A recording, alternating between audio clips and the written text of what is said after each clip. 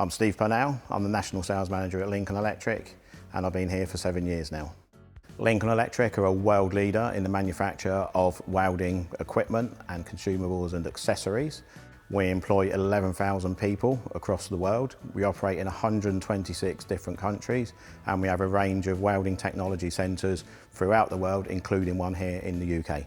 We manufacture products for a wide range of industries, including construction, shipbuilding, aerospace, and we're also heavily involved in education. We manufacture a range of virtual welding systems for welder training, and we also manufacture robotic welding systems for a number of other industries. I started my apprenticeship back in 1985. I only had 3 CSEs. That wasn't enough qualifications to get me into university, so I had to move into a more practical career. That's when I chose my apprenticeship.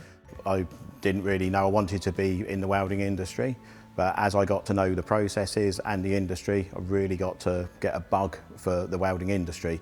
And from there, I went from practical jobs into sales and marketing jobs. And as soon as I got into sales and marketing and saw how I could help businesses drive their businesses forwards, that's what really drove me to get into the position I'm in now.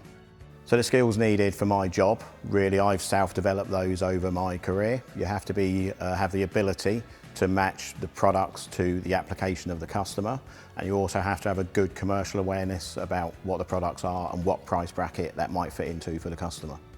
So people coming into the welding industry could expect, if they're a technical salesperson, to earn around £40,000 a year. If they move up to a management level, they could expect to earn about £65,000 a year, and if they move into director level, they could expect to earn up to £100,000 a year.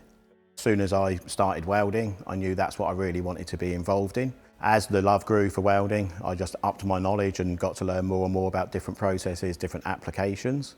And since then, I've just got more and more of a love for the industry, and that's what's driven me to move up to where I am today.